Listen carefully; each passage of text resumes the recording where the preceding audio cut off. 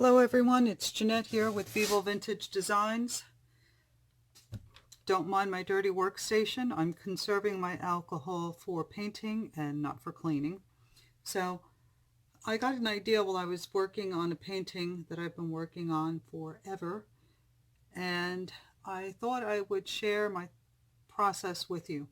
So what I have here is a sheet of photo paper that I cut in half, and in this bottle I have some red ink. I'm not sure what color it is, and I would say it's most likely 1 part ink to about 5 parts alcohol, if I had to guess. I'm not sure because I never measure when I mix.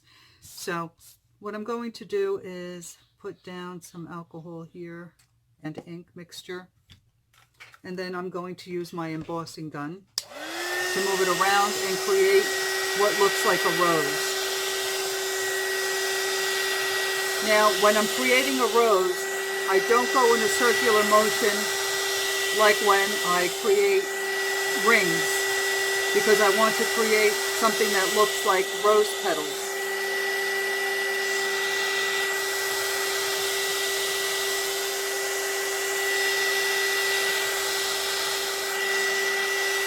When you use an embossing gun, you have to be careful and you have to keep it far away from the paper so that it doesn't begin to warp it.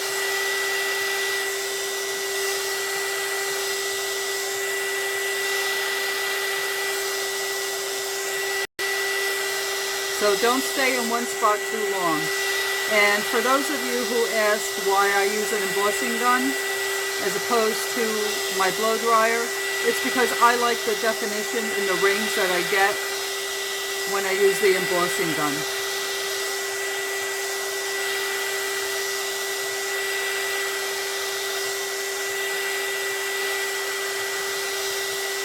Now as I get to the center, I will go in a circular motion.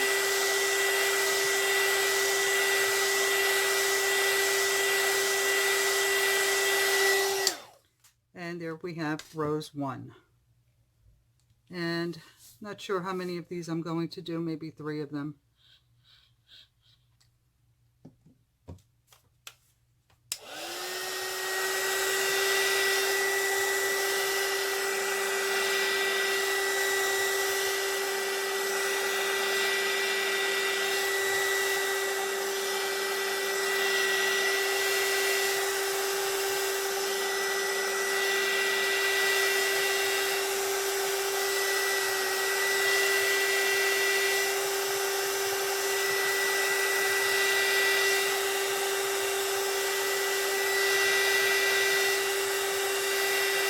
So moving the ink side to side, and as I get to the center,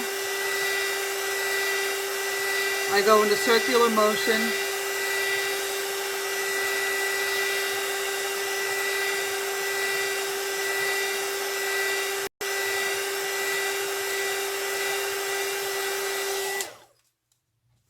But as you can see, my paper is starting to warp. So you do have to be careful. It'll straighten out later on, but I'll do one more.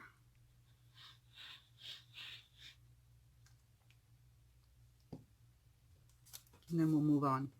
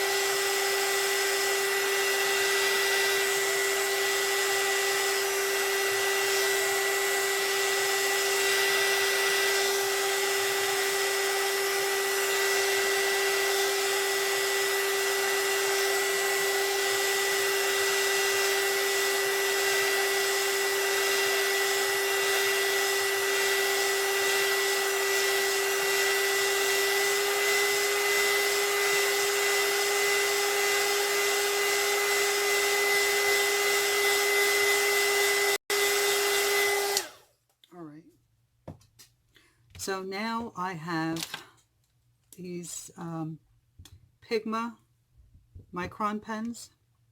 This one is a 0.45 and this one is called Brush. And they have this long tip on them and it works like a brush. So I'm going to show you that now, but first, bear with me 1 second, I need a thicker one. Alright, I want to outline these flowers. The one that I'm using right now is a 1.0. And I'm just outlining my flowers first.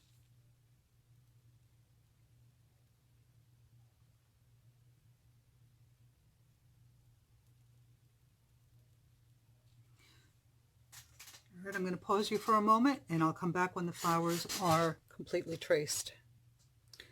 Okay, I have outlined my flowers, and I'm sorry about my squeaky chair. It's so noisy. But anyway, I've outlined my flowers and created a second outline. And what I'm going to do is do a little zentangle in here. And you can create whatever design you're comfortable with. I'm going to do a simple one.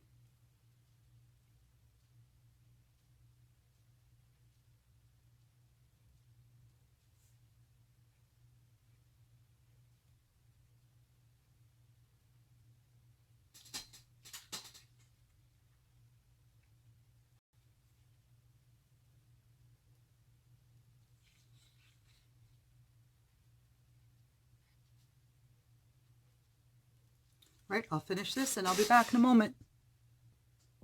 Okay, I finished this one here. As you can see, I kept it as simple as possible. And now I'm going to start another one over here.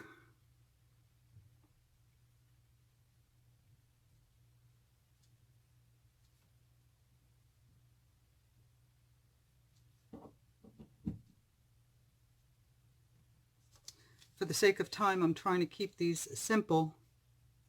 I would love to get more detailed, but I'll be back when this one's finished. I'm just drawing curves, like half circles, starting at the bottom.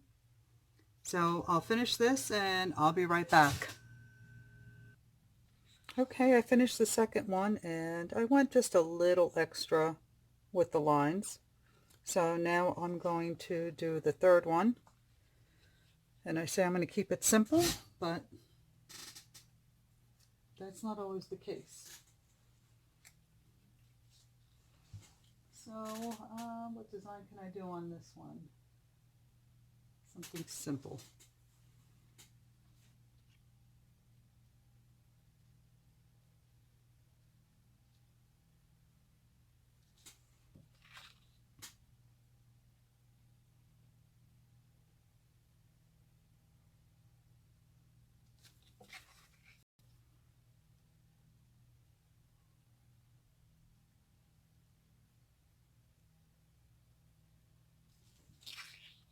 Now the hard part about doing this is trying not to rest your arm in it and smear it like I do all the time.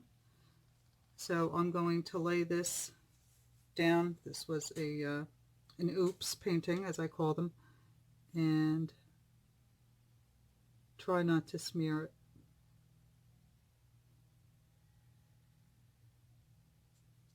I'll finish this one and then I'll come back. Alright, so this one's taking a bit longer, so bear with me, and as soon as I finish it, I'll be right back.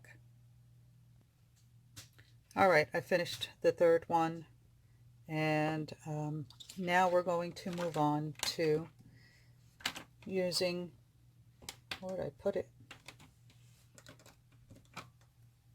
The brush marker. And let me show you what the tip looks like.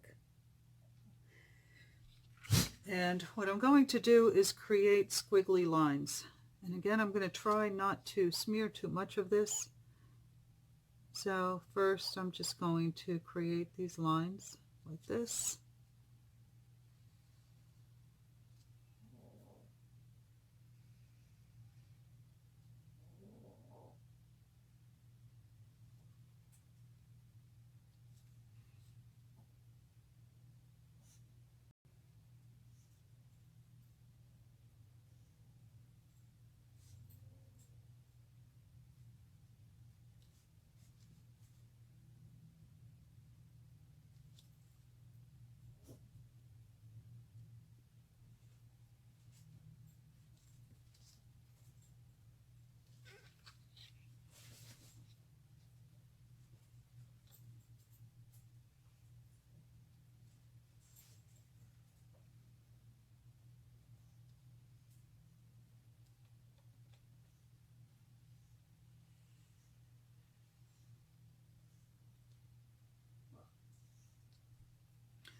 So after I've created the lines, I'm going to thicken them up a little bit.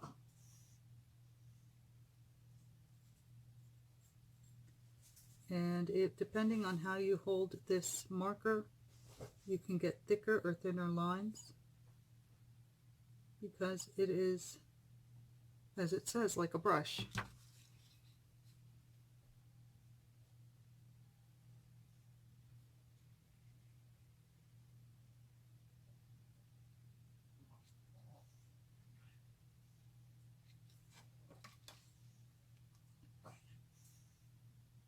And again, I'm trying not to smear this as I do it.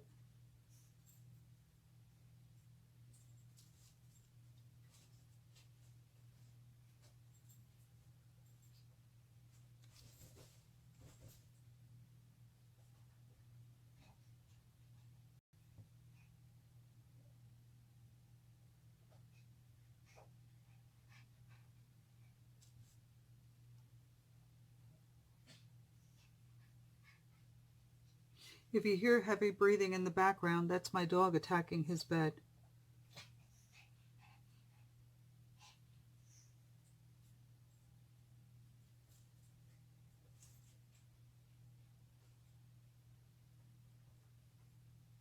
He has to be wherever I am, which is kind of sweet. All right, I'm going to continue to thicken these lines, and I'll be right back again.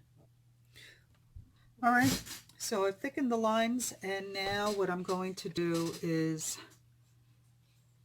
again, trying not to smear it,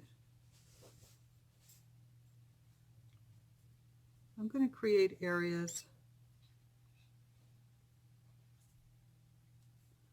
just like this.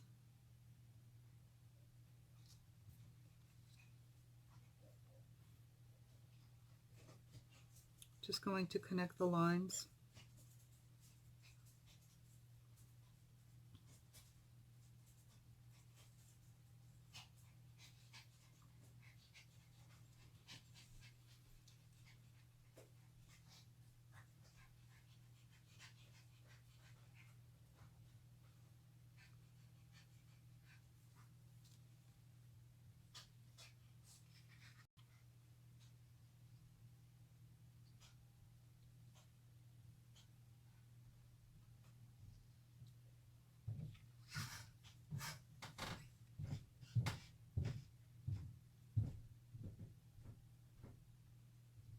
And there's no specific design, it's just whatever calls to you.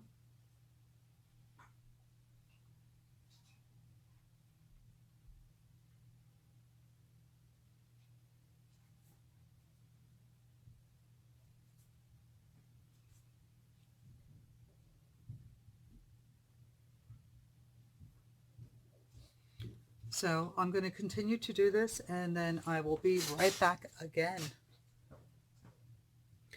Okay, I've created all the lines, and I attempted to dry it with the embossing gun. I don't know how well I did as far as the drying, but now what I'm going to do is take another micron pen. This one is the 0.45, and I'm going to start drawing my lines.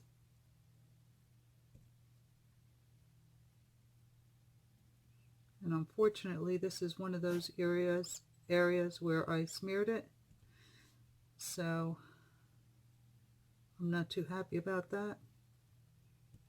Unfortunately, it's something I do all the time. You'd think I'd know better. So if you take a piece of paper and you lay it over the painting, it helps not to do that.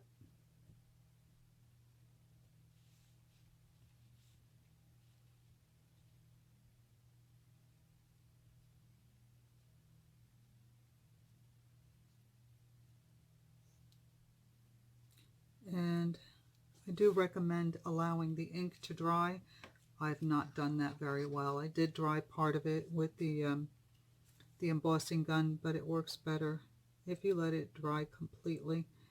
But because of the video, I'm trying to do this quickly.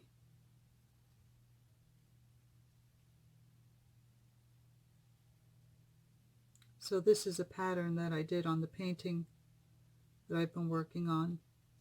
And the thought came to me that this might be really interesting with the roses.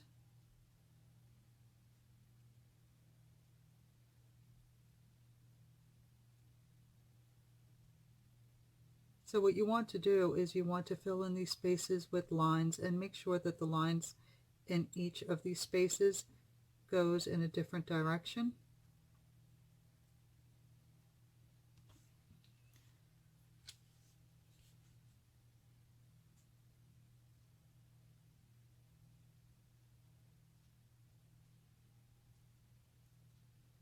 Now you can use Sharpies. You don't have to use Micron pens. I just really like these pens a lot and use them often, almost as often as I use my Posca pens.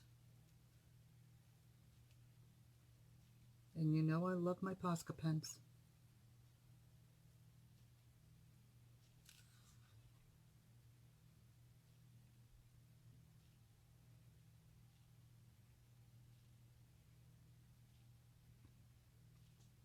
I can see I'm going to have to go over these wide black parts again, because as I go over it with the Micron pen, I'm lifting some of the ink because it's not completely dried.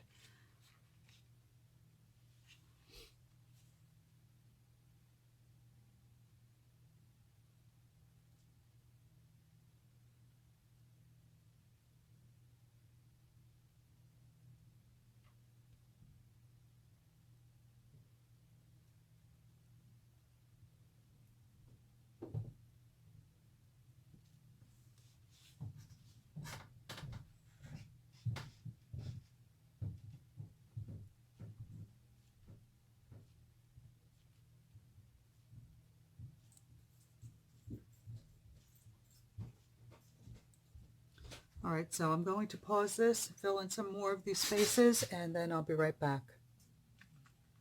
Okay, so we're moving right along, and this is what it's looking like so far. And like I said, I can see that in some areas I'll have to go over the black thick lines because I'm not allowing this to dry properly, but I really do like the way it looks. All right, I'll work on this some more and I'll be right back. All right, everyone, this is going to have to be part 2 because my camera died. So I have 3 left to do, and we're going to do those together.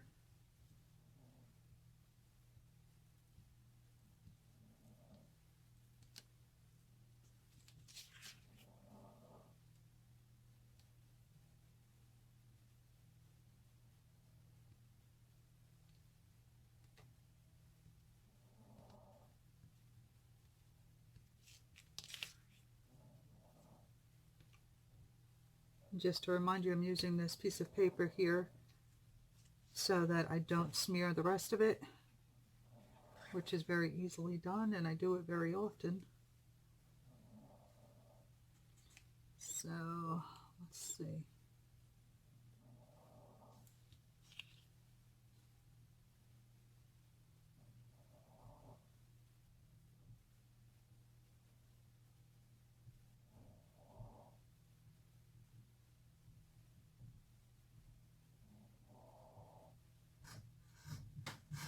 I guess after a certain period of time, if I take too long, the camera times out and it shuts off, which is a real pain in the neck, to say the least.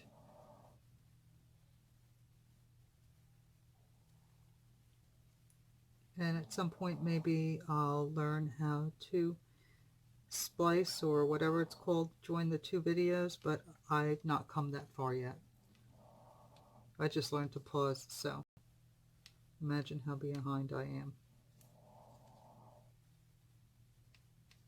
Okay, so that's the finished painting. I think it's really interesting, and I like it a lot. I hope you like it too. So if you have any questions, please leave it in the comments, and I will leave a list of the items used to create this painting in the description box below. You can also follow me on my Facebook page, Vivo Vintage Designs. And if you haven't hit that subscribe button, do it now so you don't miss any upcoming videos. Since I'll be home for the next couple of weeks, I expect that I'll be putting up quite a few. So don't miss out. Hit that subscribe button. And thanks for watching. Have a good night, everybody.